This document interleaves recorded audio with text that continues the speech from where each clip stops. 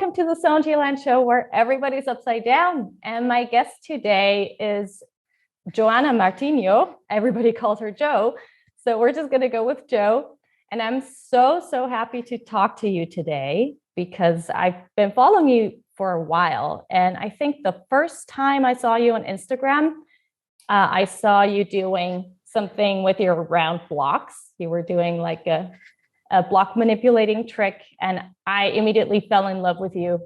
So wow. I want to know everything about you. We have a lot of things to talk about today, but how about we start with a quick overview of how you got into hand balance, and today you are working on knitting piece with Circus, right?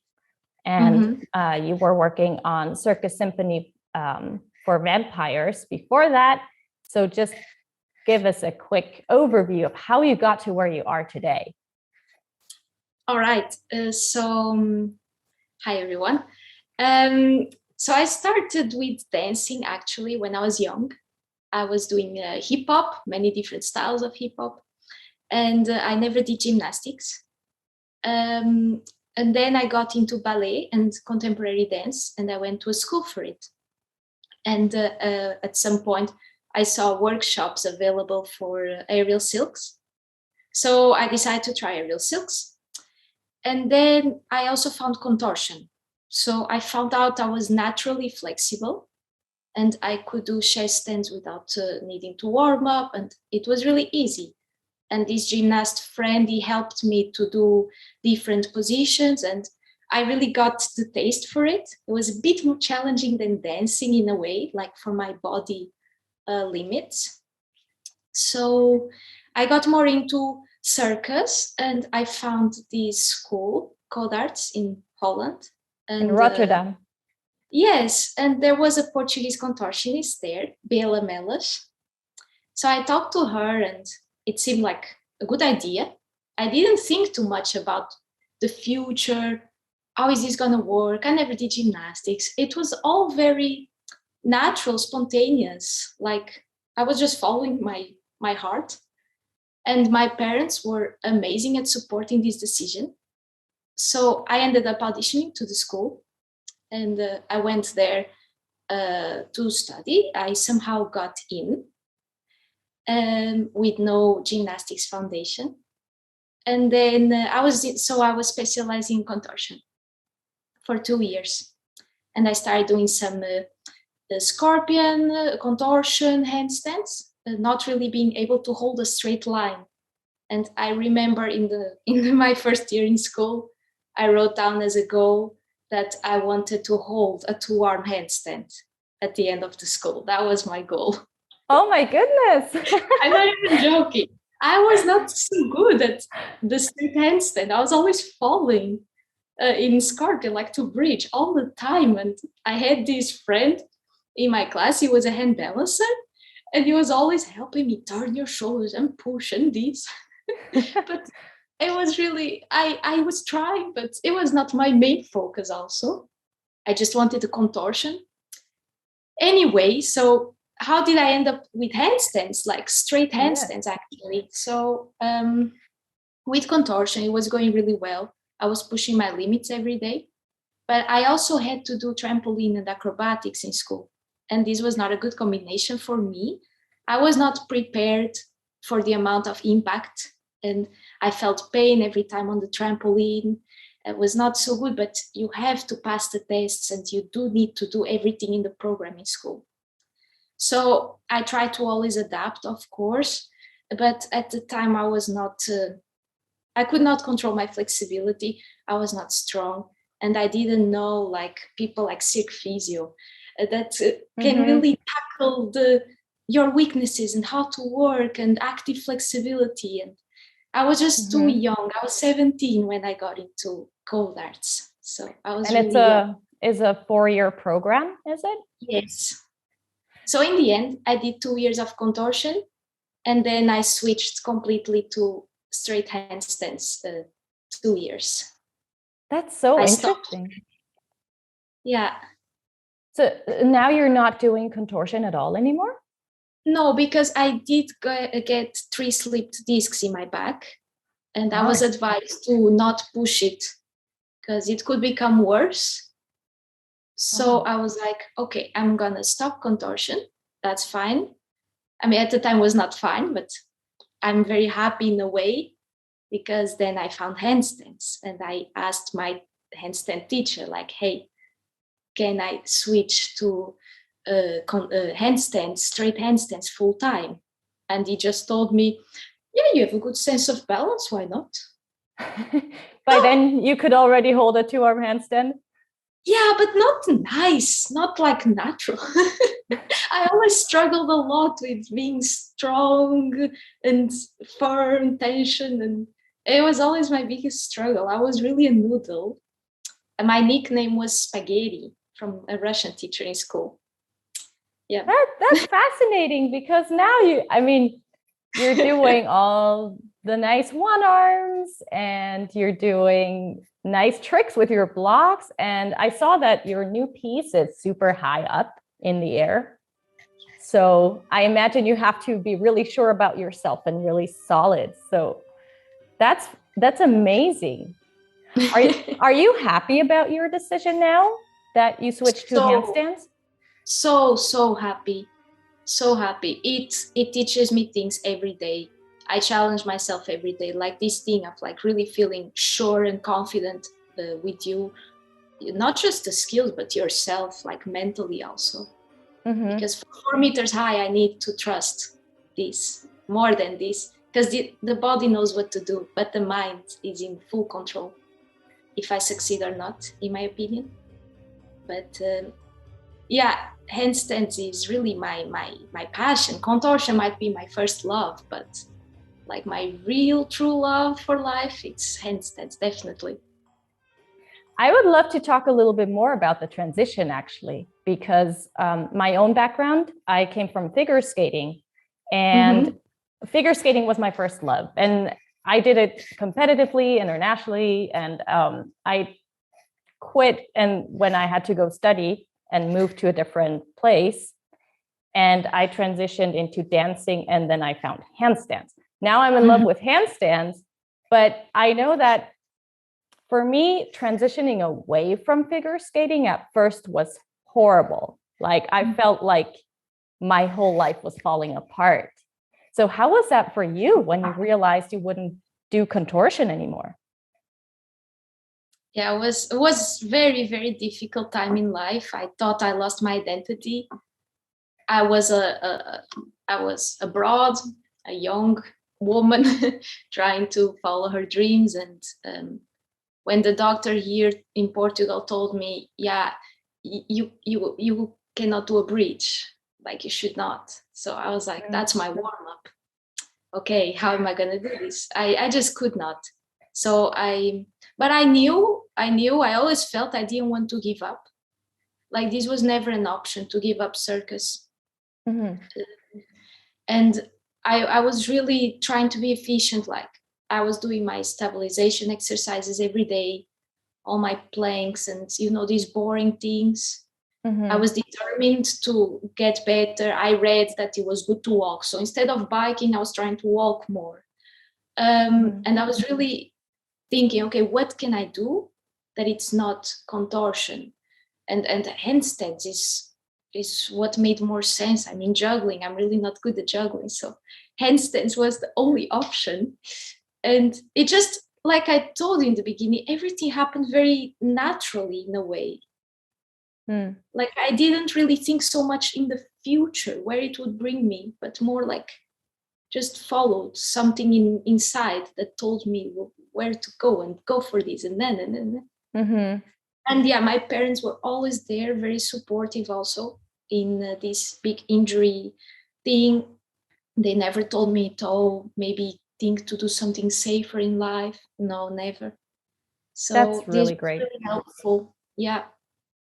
This was really, really helpful. And people around me also in school. I think, yeah, it was hard, but I quickly shifted into handstands. And since then, I just went for it because I had 2 years to graduate and I had no technique to graduate with. And I had to present a solo shortly after I changed to handstands. And I was like, what am I going to present? And I was quickly like, okay, let's go. Let's do something. What level were you at in handstands at that point?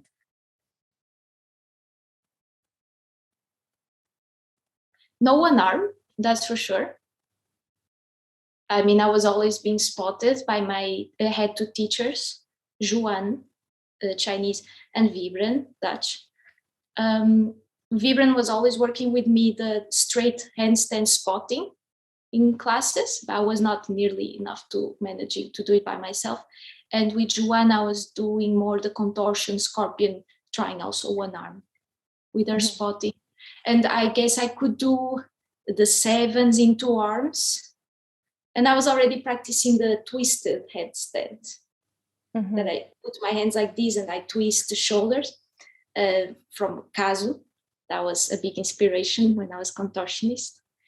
And yeah, that was really basic. Yeah. Wow. Was really basic. That's why I started with blocks, actually.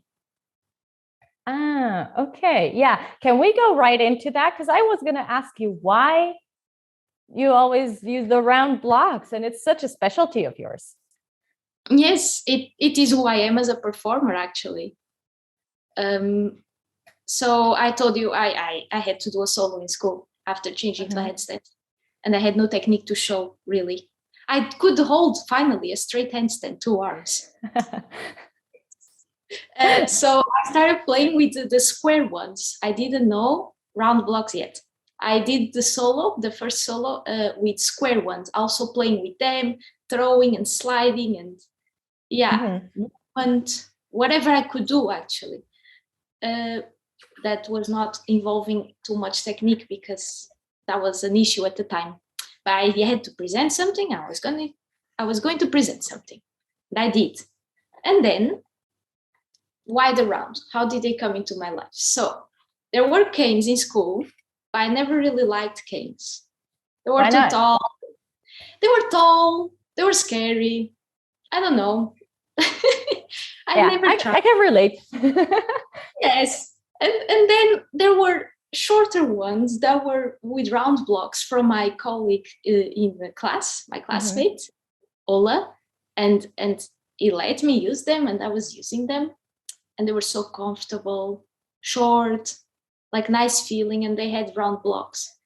And I think, I am not sure, so I don't affirm this as the truth, but I think the uncle or the friend of his uncle made blocks, and he made those blocks. So Ole got me my own set of blocks, round blocks. And later on, I got another pair. So I ended up with 4, which is what I always use in performing, 4. So that's how I got them then. And because I felt comfortable with them on the canes, it made sense to work with them on the floor also, with round. And then my teacher, the Chinese teacher, Juan Liu, she decided to tell me, oh yeah, spin it. I'm like, you're crazy. I cannot do a one arm comfortably. Like, I cannot spin it. That's crazy. She's like, oh, and kick it with the foot. I'm like, what? How can I reach it without falling?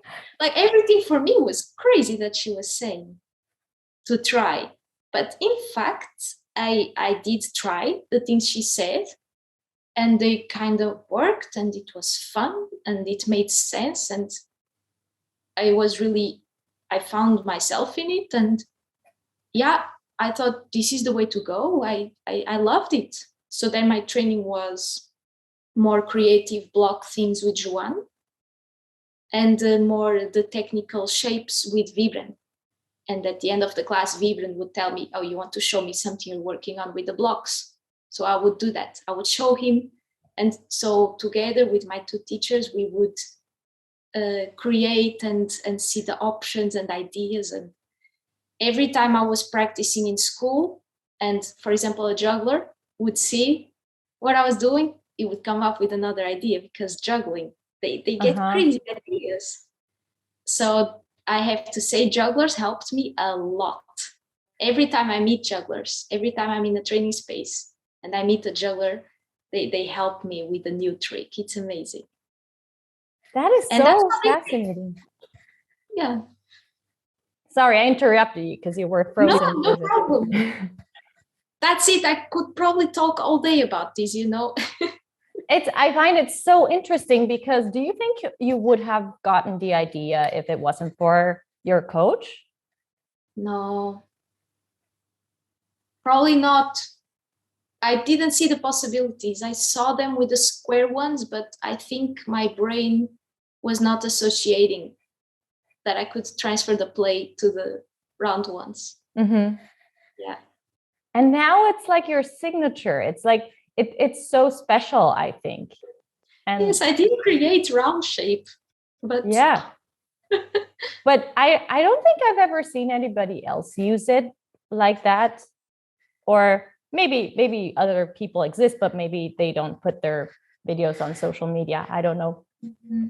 But I really love it. And it's like, yeah, people can recognize you. Yes, it's true. People see me training and they don't recognize me for my face or my legs. It's like, oh, you're the girl from the round blocks. Yeah, exactly. Yeah. Yeah. So let's talk about your shows now. How did you get into knitting piece? So it was Mikael that is in the show. He performed it already 6 years ago. This show is existing since many years ago. And he told me that they were looking for a replacement and if I was interested. And I had seen the videos on the platform that he posted. And he asked me, are you afraid of heights? Or like, are you comfortable with heights? And I told him, honestly, no, but I'll do anything for a job. Because it was Corona and I just was hungry to work. I was so hungry for work. And he told me, oh yeah, it's just one handstand. And I was like, oh, okay, good. But it turns out it's not just a handstand, it's a full act. Are you creating that act now for you, or are you doing the one that Mikael did? So in the show, it's not Mikael doing the act. It's a girl. So there's two hand balancers in the same show. Gotcha. I've never seen the show, so sorry about that question. But no problem. Okay, so the act already exists? Yes. Or did you have to modify it in any way for yourself? So I do my own sequences up there, but I do keep the same structure. I have a sequence with the doll. I have the one arm, and I have the croc. And everything around that is me, the order. So I changed a bit the order, but I kept the same structure. At first, I thought I couldn't do anything up there. And now I ended up with the act. And this feels really nice. So in the end, I managed to do the act as it was with my own structure. What is the piece about? Like, what's the story? Good question. It is still very strange to me for me to understand it, but it's a world, and there's it's yarn everywhere, and there's characters, and there's characters with more emotional distress, and they have more the yarn that it's all in knots and hard to pull apart, and then there's the people who are more maybe simpler. They have the straight lines more kind of thing. For example, the rope girl, her ropes are straight. And then my character, as far as I understand from talking with the girl that I'm replacing, and by the way, I'm replacing because she's pregnant. So who is it? It's I know. She's Finnish and she's helping me a lot to transfer into her character. Oh, that's nice. You have her help. Yes, she's always there helping. And as far as I understand, her character has all these dolls in the show. And she also plays a lot with the others, not directly necessarily, but she kind of manipulates what's going on. She set up straps for Mikael, and then he ends up tangled with all these yarns, for example. So it's very strange, but it is a world where these things happen. And I'm still finding my way in the show. I'm still finding my intentions. But it's definitely fun. It's definitely fun and extremely challenging. Yeah. How is this show compared to your other experiences? Because you've done several shows before, right? I've done some. I have to say, I feel like after this show, anything will be much easier in life, because this is the hardest thing I've ever had to do in my life. I remember for Eloise, the show Saloon, I was preparing myself to perform on the piano. So that was high for me. And I'm very afraid of heights. And it was really hard for me to deal with the piano at the time. And now I look back and I think, what a joke.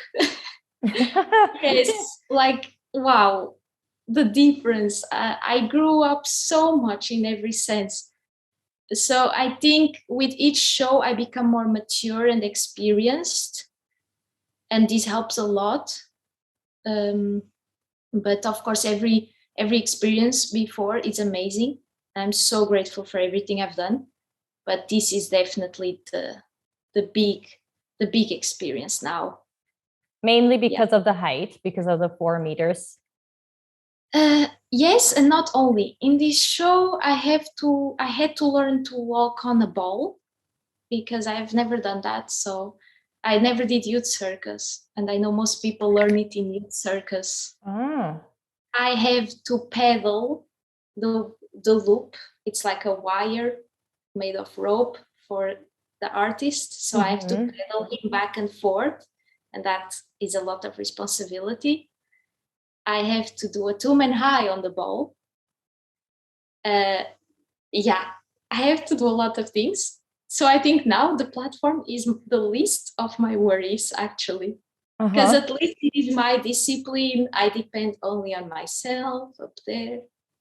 Yeah, but for sure, it's really hard, the platform. The first day I climbed up there, I was holding on like a scared cat going to the bathtub. I was like, this is not going to happen. And you have mats underneath, though, right? Did you have any security? In the show, not.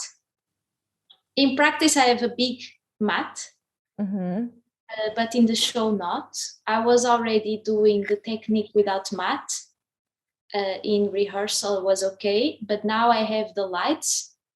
And in the last rehearsals, I was training with the lights, and it changes everything. So I'm again a bit nervous, because now the floor is completely dark. So it feels like an endless infinite to fall to. So now I have to get through that again, because before I thought the lights will help. But actually, I got used to liking to see what's around, kind of thing, like peripheral. Of course, I'm not spotting the floor, but it's nice to see there's things around. And now with the darkness, I cannot judge distance. It's like I only see the platform that is quite small, and the canes are here, and the platform ends here. So there's no space for error, and it's really this working. Wow. It's turning out for me that you are a very, very courageous person. And like you have a strong mind game. First with your injury and switching away from contortion and just being okay with it and doing it, and now learning new skills for a show and doing this even though you're afraid of heights. That's pretty incredible. How much time do you have until you have to perform it? I think I have about 3 more weeks when I go back to Stockholm. I know. That is so little. Oh, I know, but everybody around me tells me it's fine and that I'm doing good. So I'm going to trust the others and ignore whatever I feel. Oh, you're amazing. You're amazing. And I'm sure you're going to do it. You seem very determined. I am determined, and I'm super honored to be part of this show, because it is so hard. And I feel very honored to be chosen for this big job, because it's not easy to fill up Aino's shoes. It's an expression. It's just a big role to take, and I'm very happy. So whenever I'm doubting myself, I know this is maybe not the easy job, but I'm not in this for the easy way. Like, yeah. Wow. Yeah, I love it. How do you coordinate your training and preparing for the show? Do you have separate training at all, or do you just focus on the show at the moment? Or So maybe ask a little bit better so it's easier for you to answer. Can you walk us through what a day usually looks like for you? you mean in training? In training, yeah. So yeah, this is complicated to reply because there's many things I could say. But for this show, I have a lot to do for the rehearsals and rehearsing with others. So I leave my own training more towards the end, when I can focus and follow it up at least 1 hour, and then eventually do my own act in the platform, for example. So now when I get to training, I warm up, but I'm there to rehearse whatever scene I have to rehearse with whoever is there. And then when it's all calm, I like to, okay, now I start my own training with no pressure to, oh, after I need to rehearse that and that. So yeah. And then in rehearsals, of course, I like to do all my technique, but sometimes I'm so tired that I do my warm-up in 2 arms, my basics, the one arm straddle, small straddle, closed legs, tuck, and then I move on to the act, the sequences I do in the act. So for the show, it's more about keeping it consistent and work on tricks that I would like to do eventually in the act. But for this show, I'm more keeping it safe, and like what I'm doing up there now, I feel like it's enough and I don't need to push it too much. So I'll see how I deal with my own training, but for now, all my energy and focus is on the platform. So it's more like a warm up, and then try to get up there and do it. Do most of my training there, actually. But every time I come to Portugal, and I drill the basics, and I focus on cleaning up the lines and the more harder shapes. Yeah. Do you always run through the same warm-up sequence with the basics when you train?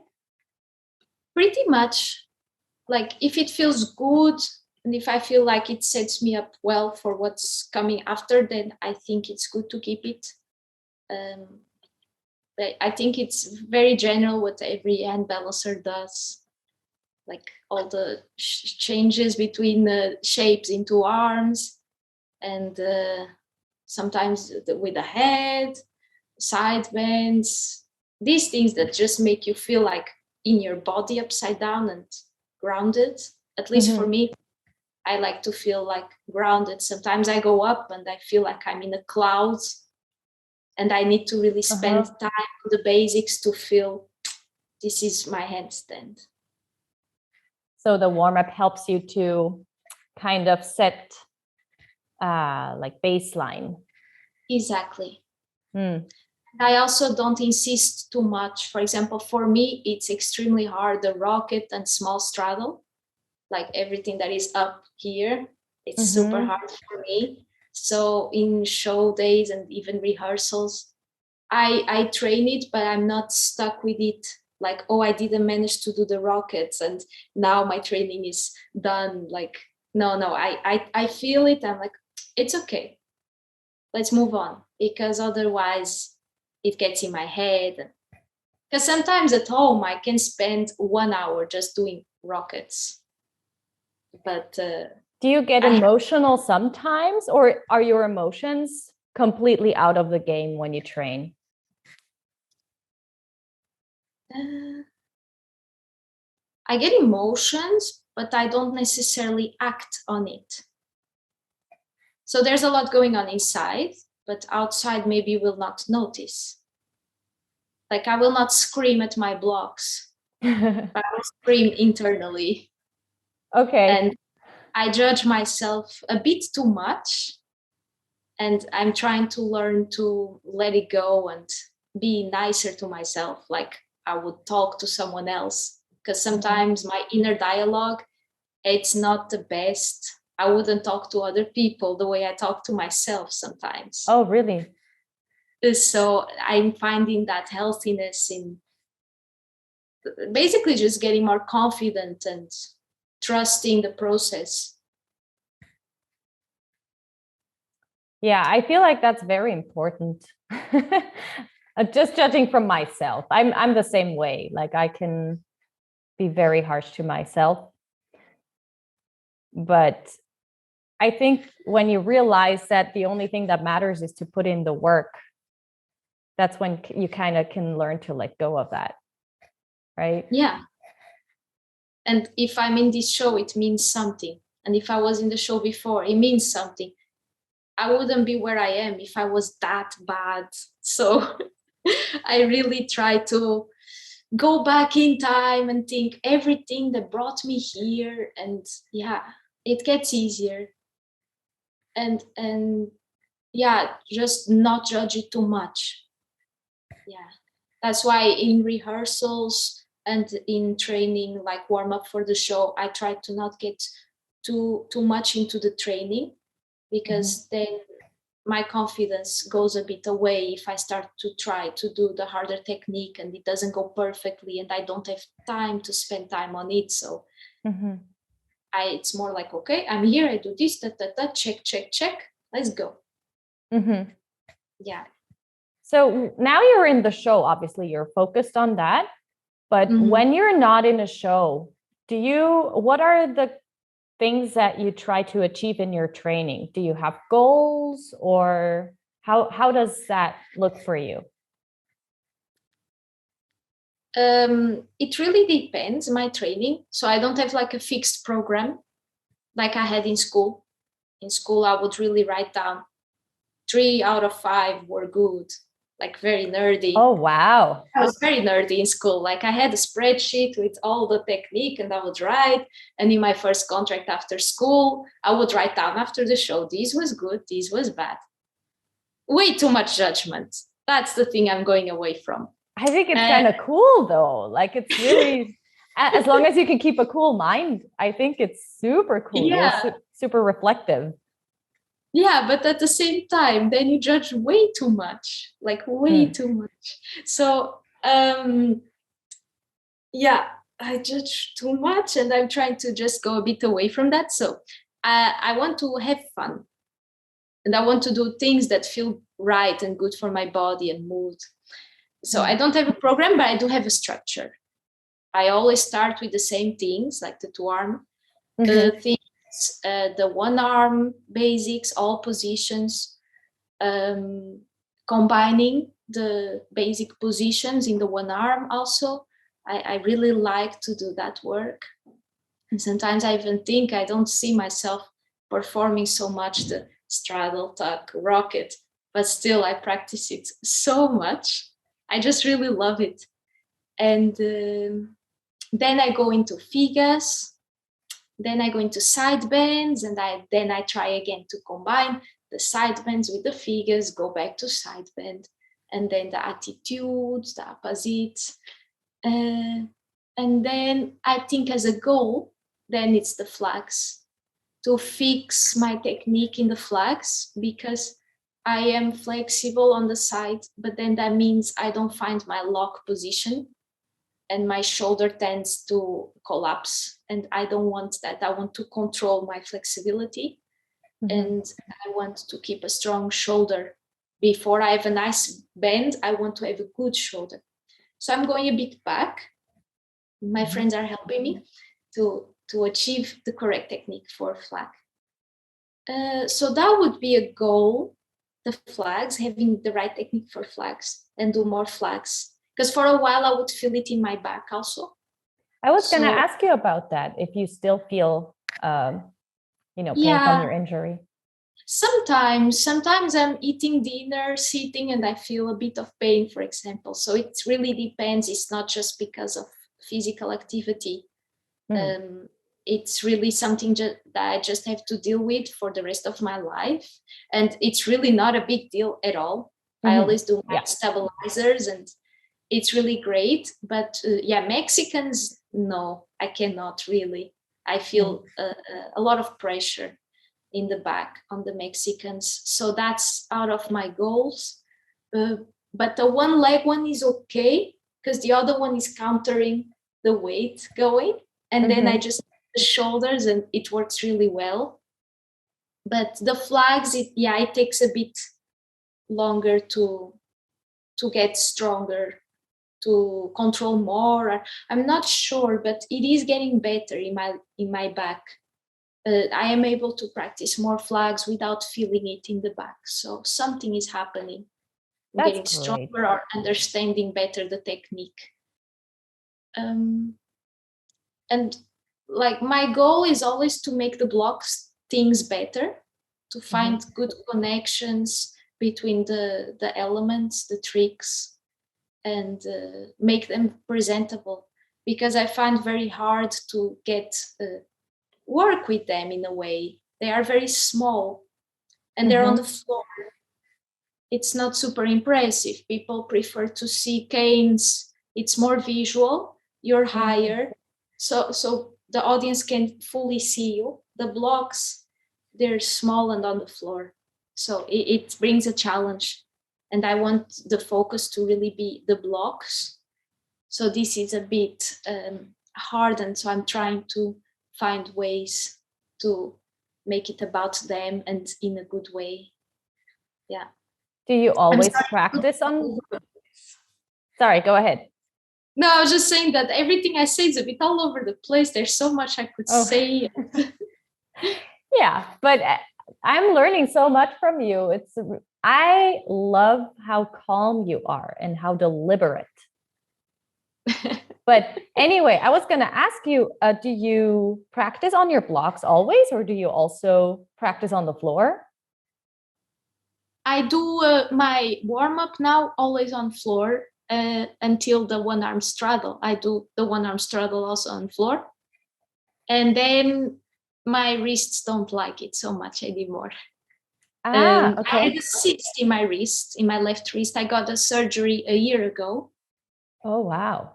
And the mobility is still not 100%, so the left.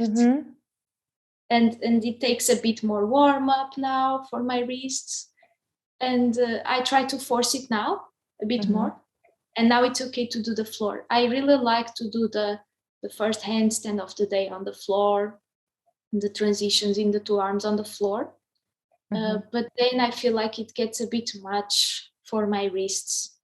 So then I shift into blocks. Ah, that's interesting. Yeah. Where does the cyst come from? Do you think it's overuse from handstands, or is it just because cysts can come up from they're other very reasons? Common. Very common. I found out a lot from the community that it's awfully common to have cysts. And it's really sad because they're so annoying, even though it's just such a small little thing, but it's so annoying. I don't know how I got mine, because it was a progressive thing, the pain. I've never seen any bump in the wrist. And I don't really do acro floor, for example. There's no impact. And handstands, there's constant load, yes. But then again, I use my right side more even, and my right is okay. So I'm not sure, maybe because it was weaker. Could be something that I just don't know what, but it doesn't matter now. Now it's gone and it's back again. But now it's on top and it's not bothering, so that's good. Yeah, you always have to knock on wood when everything in the body is working to the point where you can enjoy your training and do your work, especially because you depend on it, right? Yeah. That's why I removed it. Yeah. How was the time during COVID? I mean, we're still in the pandemic, but now you have a show at least to perform. How long did you go before that without performing? And how was that? 2 years. So the full time from the first lockdown. Since February in 2020. That's when I came back from my tour with Eloise. And I had another show to do, but it was all canceled. And yeah, since February 2020 until, was it November 2021? Yeah, it's way too long. It's such a weird time frame, isn't it? Yeah, it's hard. It's all a blur. Yeah. What did you do during that time? I trained for my 4 walls. Yeah, really. I just trained at home a lot. In Portugal? In Portugal. So I was at my parents' training. Then I got my own place and I started training my own place. I have a training space. It's not big, but it's super, more than enough. And I also then eventually managed to travel. And I spent a lot of time in Belgium also because my partner is from there and they have a very good training space. And then I was there also. So between Portugal and Belgium. But yeah, mostly indoors training. Yeah. It was hard. How did you keep yourself okay emotionally? Unless you don't want to talk about this, but I find it super interesting to know about how you deal with being in a pandemic as a performer, because everything is so uncertain. Yeah, no, it's I think one big thing that helped me was my love for handstands. Even though there was no job, I just really loved to train.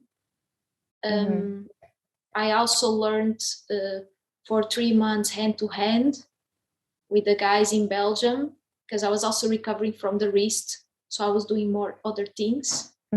It was a perfect time to do my small surgery because I had time to recover. And then the days I really felt I'm in the couch, I had my coffee, I should start training. And sometimes I would think, but for what? And then sometimes I would just talk to my mom. My mom is amazing at giving me advice. And I would tell my mom, it's like you're making things for your shop endlessly and they're just piling up in a corner. Like, what's the point of keep going? And she always reminded me, like, don't give up. You have to keep training because when the time comes, you need to be prepared and ready to go. And this always just really worked with me. I don't know if it's because it's my mom, but she knows me and she knows where I came from and she knows how hard I worked. So she never allowed me to give up. Because sometimes I was thinking, yeah, maybe I should get a job. And she was like, yes, but you still need to have time to train. Like, amazing support, amazing. Like, this was nice because I'm the only person in the family doing circus.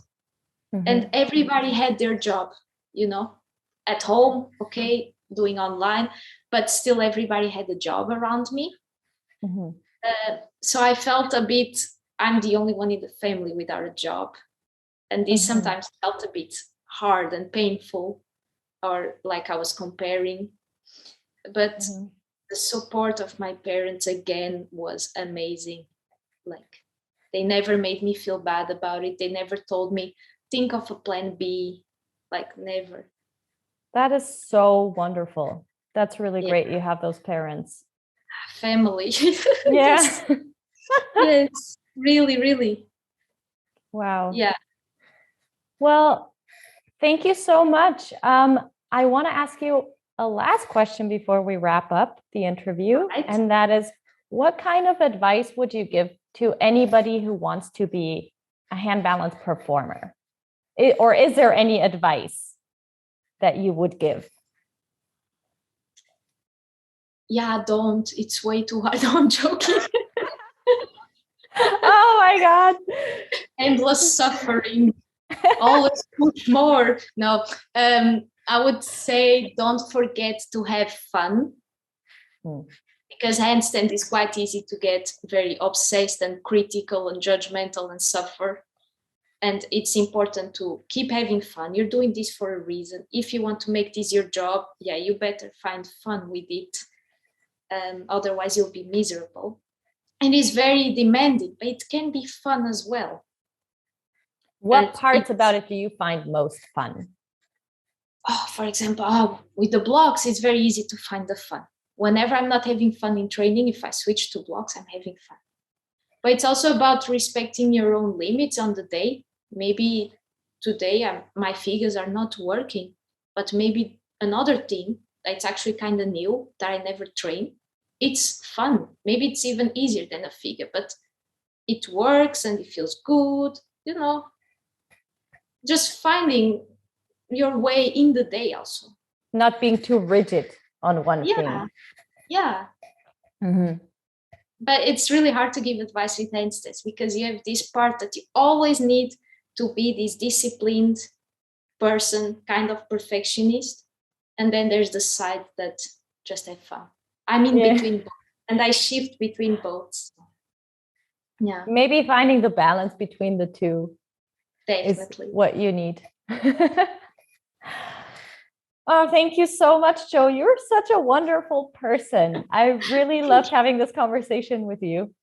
Me too. So thank you for your time. And please check out Jo on Instagram, and I will put all her details down below in the description. Let us know in the comments below what parts of the interview resonated with you the most.